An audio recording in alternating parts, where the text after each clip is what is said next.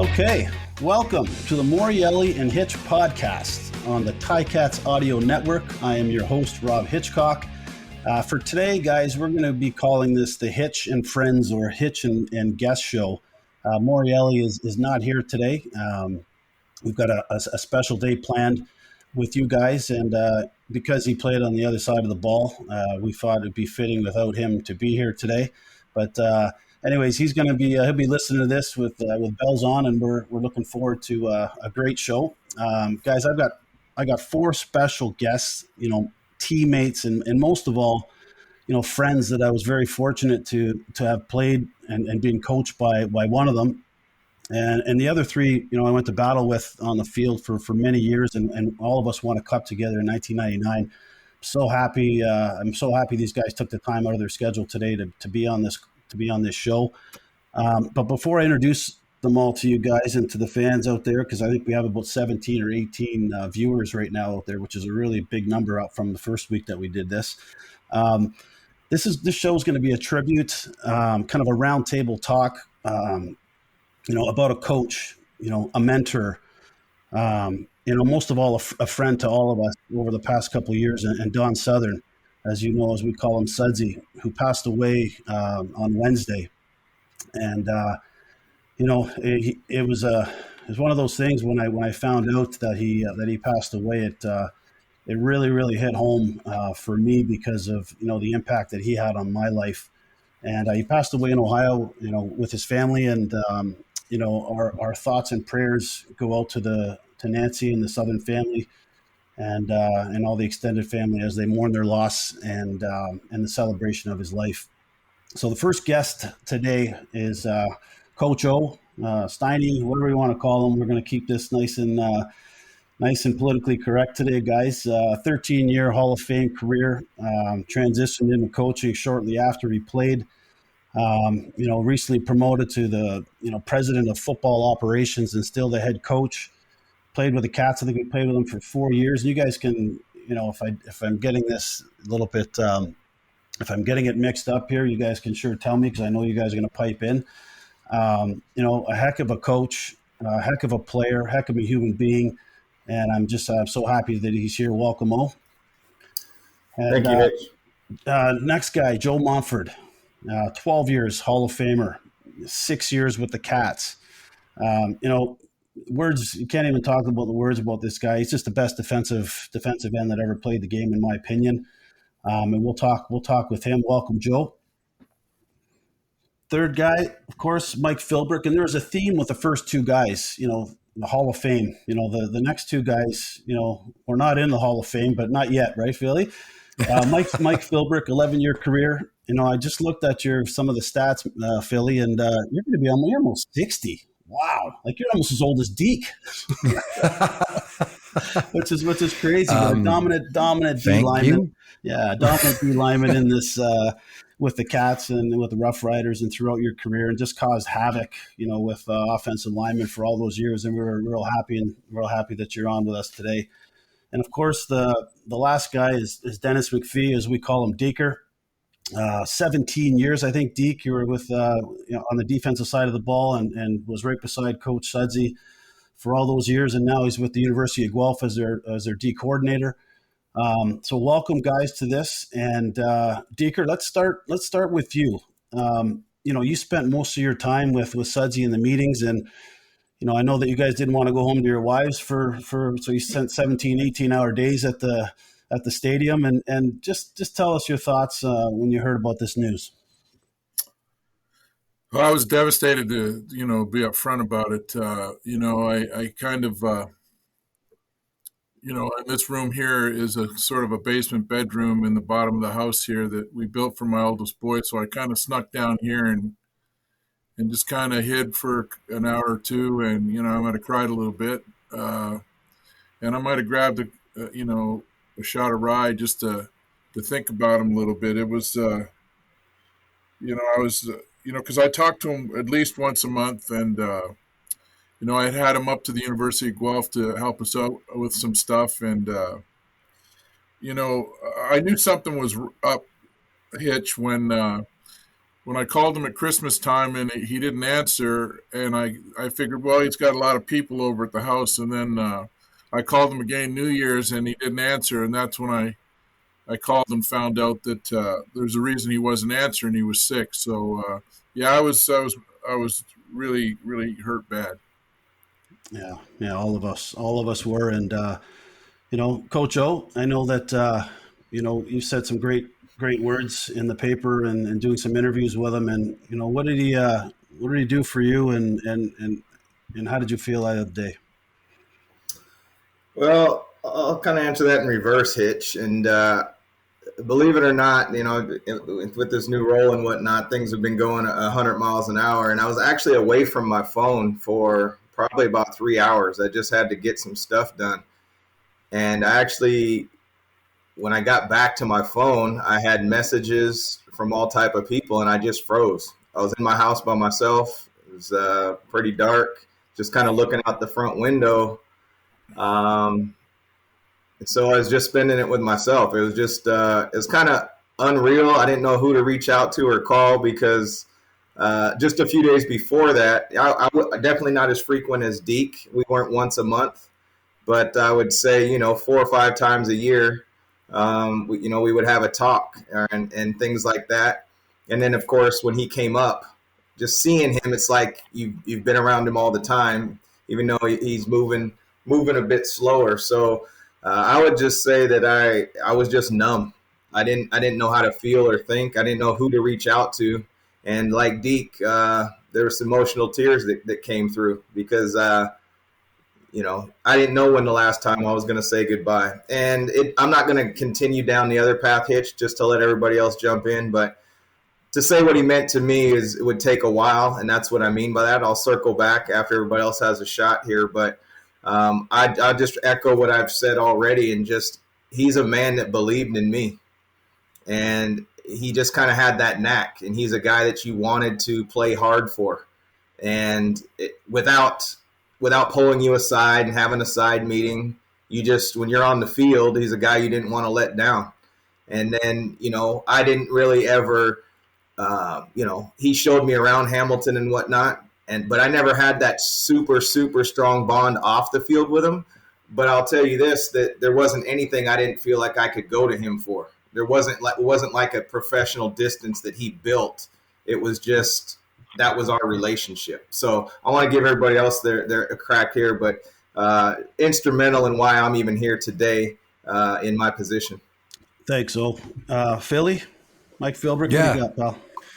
Well, I don't know. I could talk for hours. I love the sound of my own voice, but I think being in the locker room with you guys and with that coaching staff over that period was truly special. And I think, when I talk to others about other teams that they played on, I only really played on the one main team. I had a cup of coffee in Ottawa, a little bit here and there, but that was my whole career. Was Sudsy as my defensive coordinator, soup to nuts. That's basically my full experience. And, before people talk today about extreme candor and accountability, and long before that, we had achieved that in that locker room through his leadership. There was no, mincing around where you stood or what you needed to do or what your accountability was. It was all very well known. And there was an extreme kindness in the candor. It wasn't always the news you wanted or needed to hear, but you knew you were getting the truth. And that was, I think, pretty exceptional at that time, when we go back 20 years. And you think about the team that he had fostered and put together, so many local guys, right? I think there's like a half a dozen guys who are like truly from Hamilton on that team that Sudsy put together. And it's just was an epic experience, which was, I think, stewarded and nurtured by Sudsy's leadership. Yeah. And he allowed us to be men, and he held us accountable to be men. And it was really an experience over those 8 or 9 years that shaped everything I do in business today. Bad news or a tough conversation is something that needs to be had, and it needs to be had quickly, but it needs to be had with compassion in the right way. And he just had an amazing knack for expressing that. And because of that, you'd give your soul for him. Like you'd do whatever it took to get things done. And, so, I go to bed early. So the news broke. I think Deke called me, Hitch texted me, and, I woke up to it at 5 a.m. and it's tough. You got Ange Mosca, we've, Coach Lancaster, Bernie Custis, all these great guys who were so instrumental in sort of just being around us and really helping nurture our growth as young men. To lose them is just really, really tough. At the same time, I know Sudsy would want us to be celebrating his life. He wouldn't want us to be crying up a storm. Although, hey, I'm sure all of us had a couple of tears and thought about things and thought about those cherished memories. And you always have these sort of, shelling points in life where this is one of them, right? It often would be, sometimes they're good events. Like Rob, I'm so thankful that, at your induction onto the wall that we got to celebrate the 99 guys, and we were able to get together with Suds. And I was able to go through those pictures, and me and Campbell and all of us sitting there holding the cup again, having that, time together. And there he was as an 83-year-old guy, drove direct from Ohio, like still in great shape. So, if you're going to go, be strong, be good right to the end. And if you're blessed with that, then, there's some blessings along the way too. Well said, man. You couldn't have said it any better. Jojo, what do you got, pal?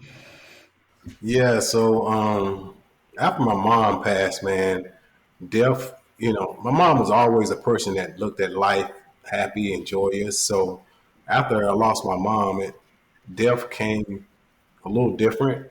I always reflected back with the good things that someone did in my life. And Coach Suds was always that person that was always there, just little small things. I remember coming out of the apartment building and they had the little metal things that they didn't want you to get too close to the buttons and stuff. And I put a little dent in my truck. And I said, Coach, man, I got a little dent, man, in my truck. He said, go back down in the corner back there and talk to such and such. They'll take care of you. Don't worry about it. Drove it down there, fixed the old blue blazer up. I was back ready to go. And, that was Suds, that's off the field, coming in as a young man and just really not knowing what it was going to be like, in Canada. And him inviting me in his home. And I remember, everybody drinking their wine and food everywhere. And then he just bringing me around all his friends. Of course, telling me if I don't do right, he's going to give me some cement shoes and throw me in the bay. But, that's accountability. Give me a roadmap back down to his favorite thing is I'm going to call Millie on you. That was his, his way. I'm going to call Millie on you if you don't, but I always remember, you better get back there at 17. I promise you, when you get there, you're going to get the interception. Those small things like that. But, I had coaches in the past, I had two great coaches, really, really, really great coaches. My college coach that kind of taught me how to read and do things of that nature. But one thing I appreciated about Coach Suds as far as the football aspect, he was able to identify, it wasn't his system that made you great. It was him being able to identify what a player could do and his talents and being able to put that in his defense. And I thought that out of all the coaches I've had, and I always think about, even when I watch NFL, I think about whatever anybody playing sports, being able to identify the talent that person has, because I think everybody has a certain talent. If you're able to identify it and be able to move them, he moved me to a defensive end position that I dabbled with earlier, but it was like, listen, make this work. I think you'll be good at it. And Hall of Fame later, it's just him being able to move people to plays. Joe Higgins right there, moving him to my spot. He go out there and get an interception and push us further in the playoffs. So it was always him trying to find what you did best. Frank West, hey, we're gonna shut pinball down with you. All these things I remember coach saying, you know what, this is what I want you to do because I think you're gonna be great. And that was him. He always was putting you somewhere to like, listen, you're gonna do this, and I think you'll be great at it. And I remember bringing Hitch down from safety down to linebacker at times. Just different things, man. And I, understand the feel. Hey, Philbrick, you're gonna sacrifice sometimes, get some holes this way. We're gonna pull the guy over here. We're gonna run the lightning, and he's always put people in place. And so that was the biggest thing I thought for him is he was always able to read talent, and that's a mark of a great coach. Yeah, you got it. You got that, man. You hit the nail on the head with that.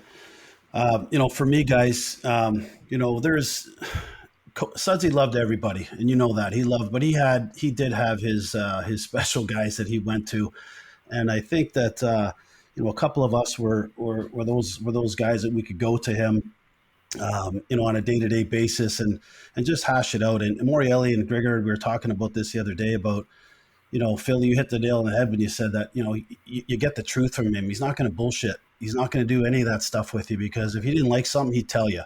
And that's the mark of a good coach. And, whether you liked it or not, when he came up to you and talked to you, whether it be on the field or, in the meeting room, you wanted to play for this guy. The impact that he had on my life, he gave me my start. He gave me my career when I came up in 1995, being from Hamilton, and, it was a lot of pressure, I think, on especially the hometown kids that were coming up playing for their hometown. And I said this in the paper the other day. I think it was about the fourth day of training camp, and Bud said, "Hey, Hitch, get in there." So I went in, and I think it was Brian McCurdy. I think it was McCurdy. I think his last name was. It was playing safety at the time, and I went in, and he said, "There, just get out of here, rookie." And I said, "No, I'm not going anywhere. I just got told to come in." And he said, "No, beat it." And basically, so I don't know what I did. I kind of wasn't in my mentality, but I grabbed his face mask and I just kind of headbutted him quick. And I don't know what came over me there, but I think that that was a real stepping stone, and Sudsy looking at me and saying, "Okay, I'm going to see this kid go in and see if he's going to put his tail between his legs and take off and get out of that huddle." And I think that's kind of where I made that team is, the fourth or fifth day into camp, because as you guys all know, you don't have very many plays in training camp or in games to go out and be a dominant guy or even get a couple of plays to make plays to try to make these teams. And Sudsy really gave us that opportunity as a human being and as a football player.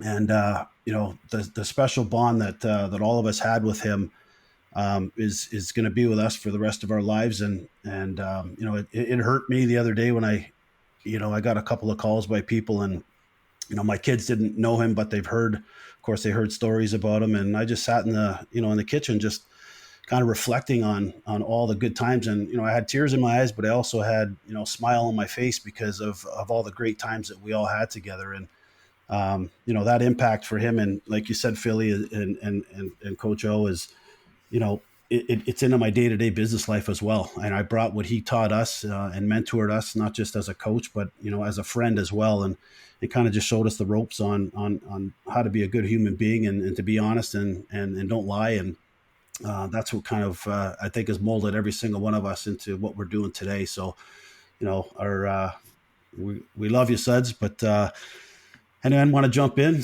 Coach O, something? Well, I'll just say something real quick that, first of all, Hitch, I'm not sure that was out of character for those listening. For you, no, I'm just messing with you.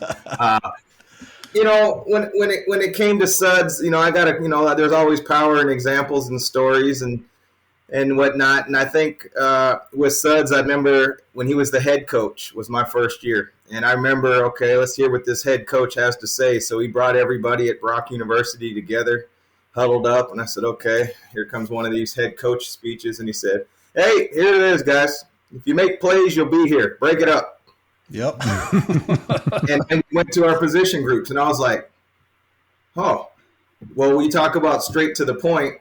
Those are the types of things that Sudsy did. And I think Sudsy ended up getting fired that year. And I think this is a telling thing about him, and I think a credit to not just the people on this call, and, obviously, Deaker, you were super special to him as you guys ran the defense. I'd never been a place where there's two coaches that ran everything, and that's just the trust and empowerment he had in Deke, and to see their bond was special. But he got fired that year in 1997, and I can't imagine the pride and how humble he had to be to come back in 1998 and be a defensive coordinator at a place he was just fired. And I think if he was here on this call today, he would say that I did it for you guys. And that kind of gets me emotional. He put his own stuff aside and his own pride because he saw something special in everybody, not just on this call, but everybody on the team. He knew there was something special there, and he came back for us. And we finished the deal. And that's the side of studs that that doesn't get reported, that people don't talk about. And I think those are some of the special times, and there's no doubt in my mind. And then I remember the 1999 Grey Cup, and we were we had lost a heartbreaker in 98, last second field goal, but 99 we're in Vancouver and we're in the meeting room, and Suds was a little bit out of character in his meeting room, and meaning he seemed a little uptight, which he never was. He just, like you guys said, hey Tiggle, they pull, choose pulling on this. You think you can run behind it and tackling? Yeah, I can do it. Okay, it's in. Away we go. That's kind of how he was. But I just remember in BC, he was uptight, and I remember we all kind of looked at each other like, this feels weird. Like Sudsy's a little uptight. And I remember at the end of the meeting, this was about day 2. At the end of the meeting, he goes, oh, and hey, by the way, if you think my tail's a little tight, it is, because we're about to go out here and win this one. And that was just kind of it. He just kind of knew the pulse and what to do and what buttons to push out there. And I will just echo this sentiment as a send-off, that he had an uncanny ability to recognize talent in people. I brought up myself that, he believed in me, but he knew exactly what we needed in 1999, and we went and got Mike Campbell or Jr. And he knew that Gerald Vaughn was a cog we needed, and he knew that we had to, unfortunately move on from Justin Ring and put in Joe Hagan. And he knew that he had an uncanny ability to put people in the right spots. And I didn't really see that in my other 10 years moving along. We did it in Toronto a little bit, and I just think that was a special gift of his. But, I just wanted to share that I truly believe that he came back for us and put his own stuff aside, and that makes me pretty bit emotional. So I thank you guys for letting me share that. Oh, more to that point, when you say that, and I know Deke can attest to this. However, Coach Lancaster was a great coach. At times, he wasn't a great person in terms to get along with. And a lot of times, Coach Suds had to swallow his pride just to be around us. I mean, he took some heat for us at times. I mean, he took some serious heat. And I could see it on his face. And everybody could see it on his face when he come in the locker room or whatever. And he'll say, if we don't let him score, we can't lose. Oh, God. Remember that story, Joe? So this one time that he lied to us. We were going into Toronto, right? We were going into Toronto, and we were starting the 4th string quarterback. We were starting a guy we found down on Barton Street. And he came into the meeting room, right, Joe? He says, hey, guys, those guys in that room across the way are going to need some help this week. But if they don't score, they can't win. We're going to go in there, we're going to hold them to a goose egg, and we're going to win this game. The first 3 plays the defense was on the field were extra points.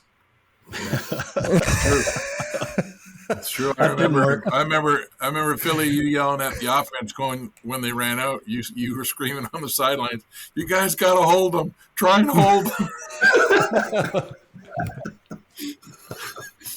Oh, jeez. Oh, God.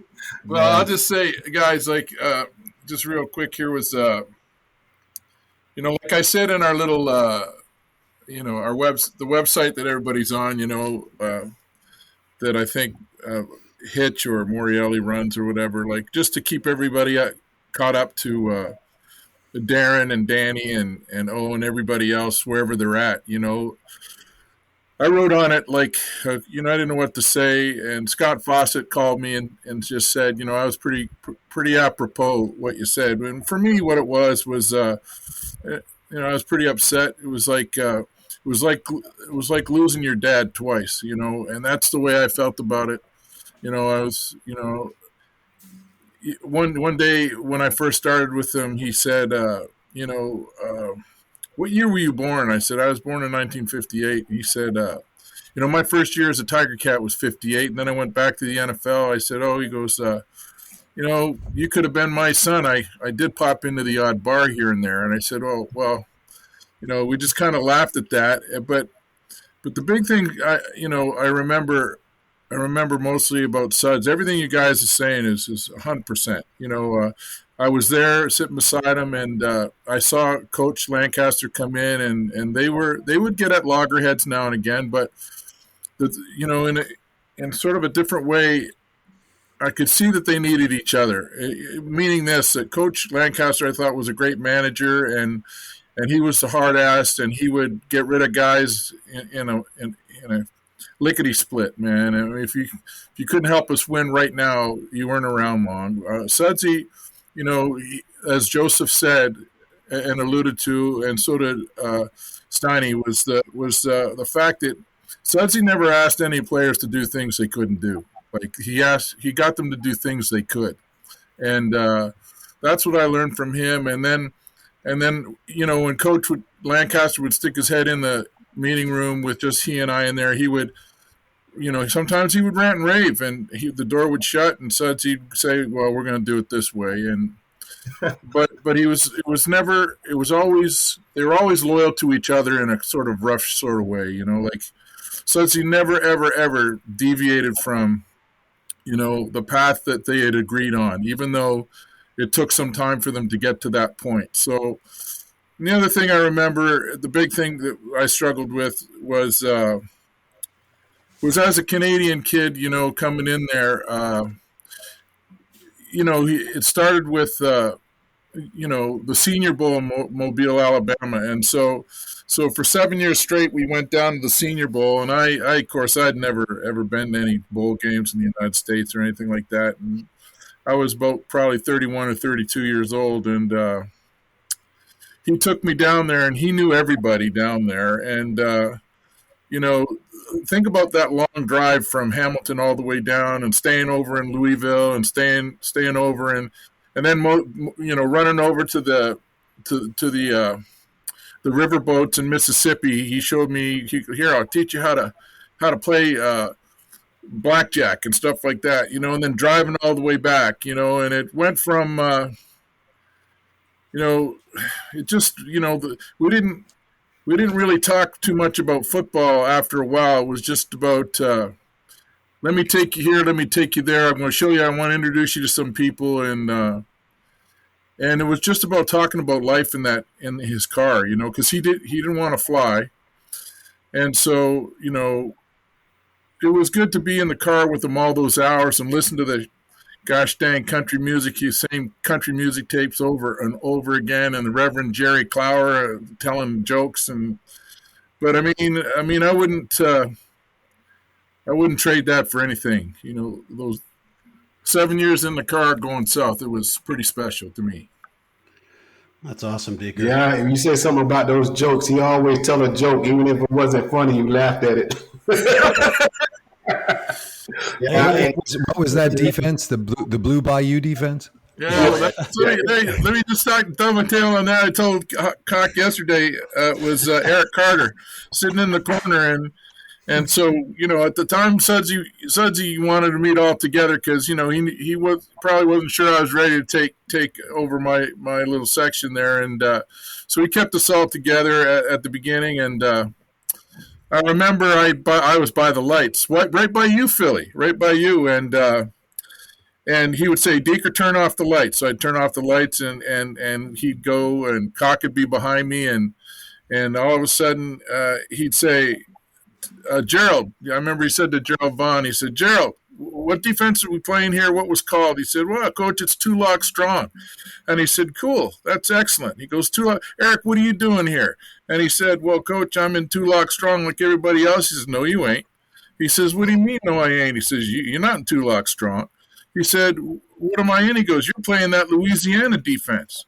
And he said, "Louisiana defense?" He says, "Yeah, like, where are you from, Eric?" He goes, "Coach, I'm from Jessup, Georgia."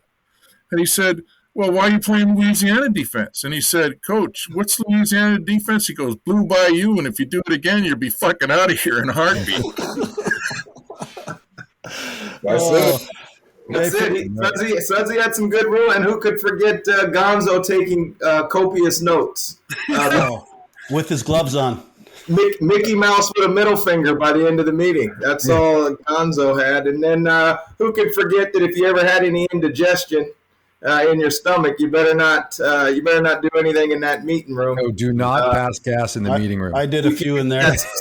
So we had some, those were fun times there, Hitch, where you'd go outside the door and the door would rattle. That was good times there. Hey, I had to leave the room, so it just left it a crack open, stuck the old crack right into it, and let her go. You couldn't be late to a meeting, so we had a lot of folks in towels in the meeting rooms. He didn't care. He just, when he had that clicker, that's all that mattered. He just wanted those lights flipped on, and I don't know how many people we got in that little room. Oh, geez. It was like a bunch of clowns in a VW Bug.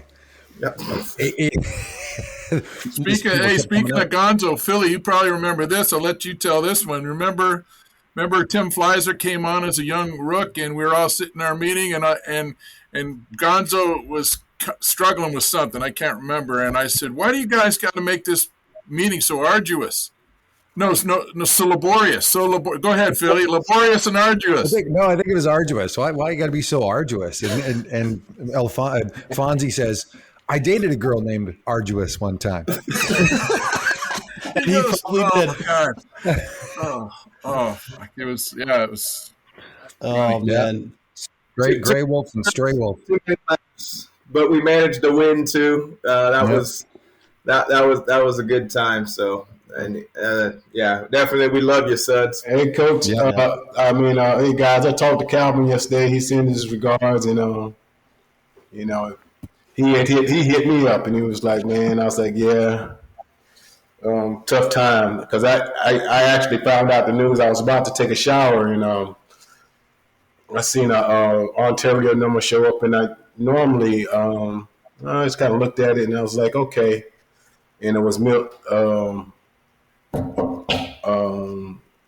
Steve Milton. Steve Milton. Steve Milton giving me a call, and just kind of Yeah. kind of like going through your head, and just at that time, just saying thank you. A lot of times you can say a lot of words, but at the end of the day, like Hitchcock, he just gave you a chance. I know the guys coming from the States, you want to get to the NFL, and when it doesn't happen, you kind of question your talent at times.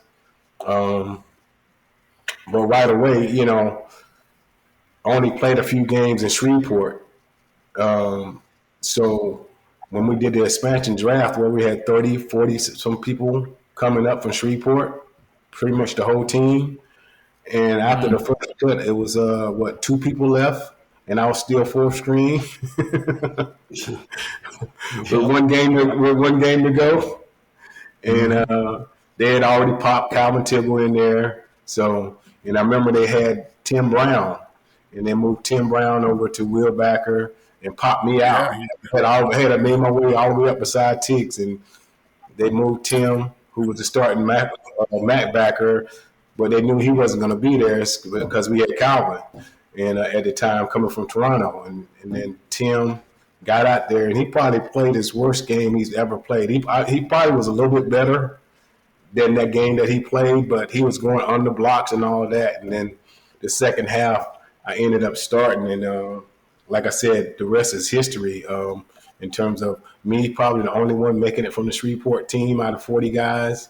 But that goes back to what O says. He was always able to recognize talent, and I for me, I appreciated him, taking a look at a guy that was small in stature, but did different things, special things, and he found places to put me in, in his defense. So, thankful for that. Let me say this, Joseph. Honest to God, we're in our meeting room, little meeting room there, and I'm sorry to interrupt, but speaking of that, you coming in, Shreveport, we'd gone down there and played, and then and we won down there, and we came back, and then the team disbanded.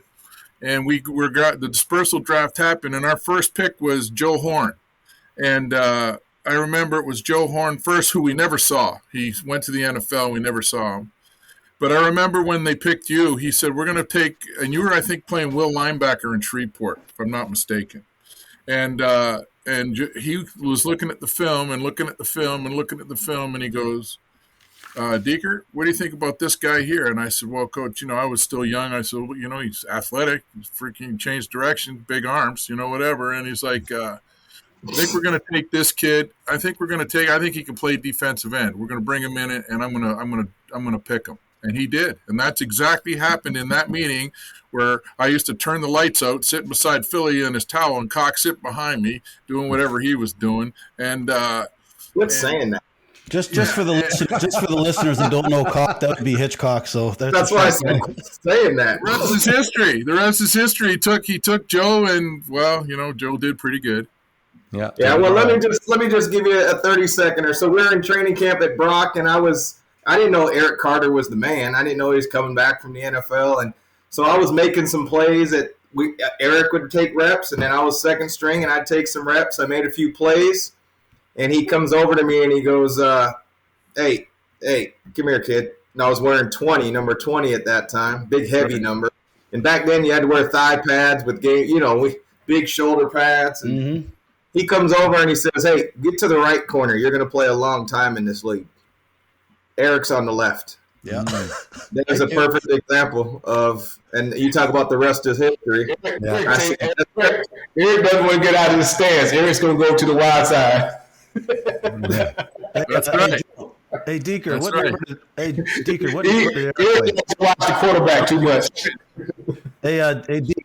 Deke, what number did Eric wear? What number did he wear? 2. 2 of these nuts on your chin. I was waiting for someone to drop the beat. Cock walked in, you prick. You walked in the meeting and you go, the first time you got me was like this. Deke, you're pretty good at trivia, right? You're pretty smart. I go, yeah. He goes, that race car driver from Europe. What's his name? Emerson? Emerson? No, Fittipaldi. What's his first name? I go, Emerson. He goes, Emerson, big nuts in your chin, boy. Yeah. Oh, boy. Hey, well, you guys went down in Brock University, and we're going through training camp, and little Archie is just standing close to coach. Archie always like to kind of hang over with the defensive guys and rub shoulders. He kind of really loved Coach Suggs, and he get beside Suggs, and this big old hawk comes and lands on the field goal post. And he looks at Archie and says, be careful, son. He's going to pick you up and take you away. And I thought it was just so funny. In the middle of practice, this big hawk just flies in. He said, you guys don't have those big birds in San Diego. But, yeah, I thought that was too funny. That everybody was, nobody was off limits to his jokes. He was always there. Well, guys, I was the other day when I was thinking about Mike and I were talking about, kind of having this show, a little tribute to Suds. And, there is so many guys that, could have came on this show and just been great because there's, so many guys love Sudsy. And, were an impact in a lot of their lives. But it didn't take long to put a small group together, and we couldn't have too many guys just because of, you know, just the way these podcasts are. But you four guys, you know, just did an amazing job. And for the listeners out there that didn't know Coach Sutherin, you sure got a great picture of the man and who he was and what he meant to us as not only as a coach, but as a human being and a teacher to all of us. And you know, guys, I'll just say, if you've got any last words, it'd be great. If not, then you know, we can kind of just cut it off here. And anybody got any last words? Yeah, for sure. I mean, I think something to remember, or something that is evident by this, you know, sort of 40-minute conversation, unplanned, impromptu. And by the way, thank you for including me in this group, because you know, I would hate to have missed it. But he's with us now, and he'll be with us forever, and he will be with us in how we treat others and how we go through our lives. And so his lineage, his legacy lives through us. And, you know, it's a pretty awesome thing when you're in a position like Coach Sutherin was, all the way back to Ohio and the Rose Bowl, and talking about what was the coach back then? Oh my God, it escapes me. Woody Hayes, right? Like, that's the lineage that you're dealing with. Obviously, he learned things, he implemented things. He was a certain man in a certain way that was formed by some of the people before him. He passed that on to us, and it's our responsibility to continue that legacy as we go through our lives.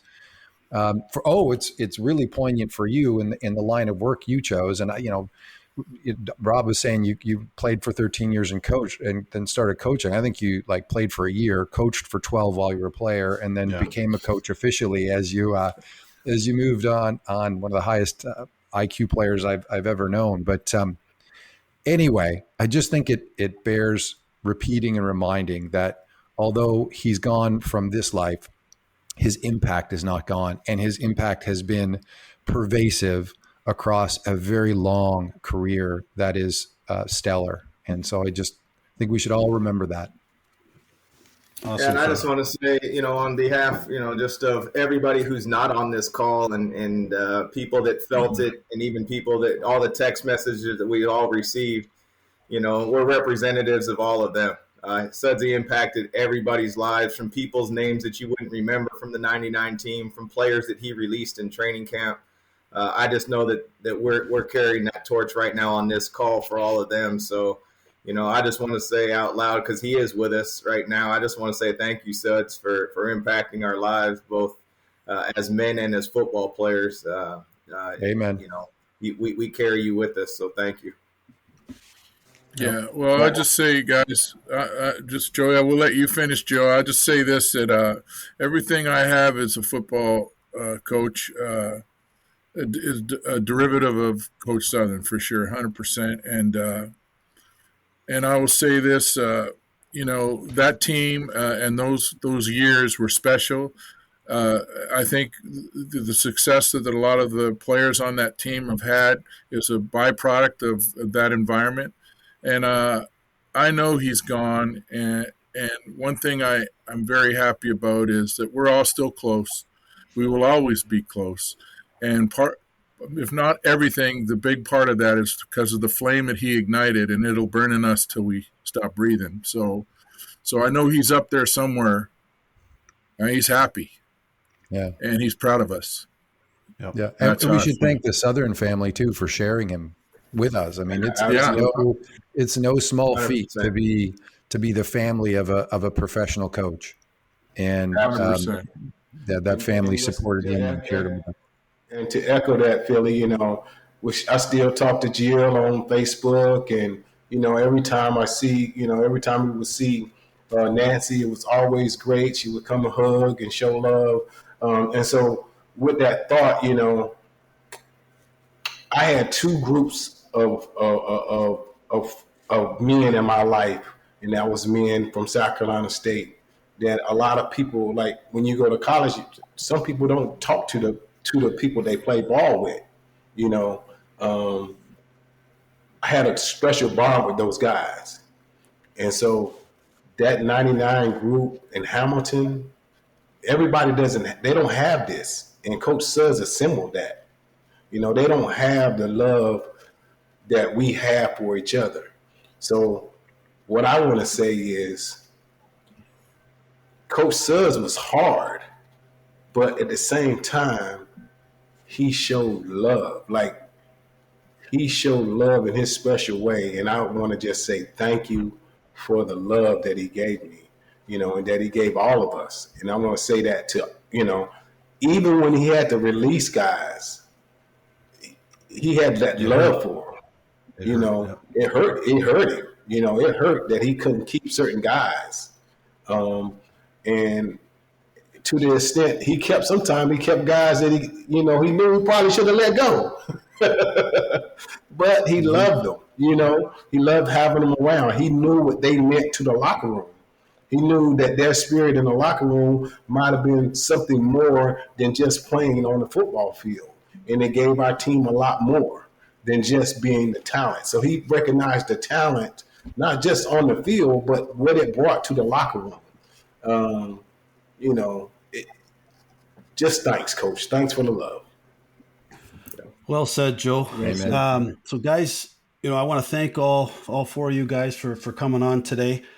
You know, you guys are all special to me, and I love you guys. And let's keep in contact. Stay safe. And for those listening, thank you. Thank you. You're listening to the Morielli and Hitch show, but actually it's the Hitch and Guest show on the TiCat Audio Network. Guys, stay safe, and we'll talk soon. All right, love you all, man. Love you. Love you guys. Love you guys. Thanks, Hitch. Hey, guys. Goodbye.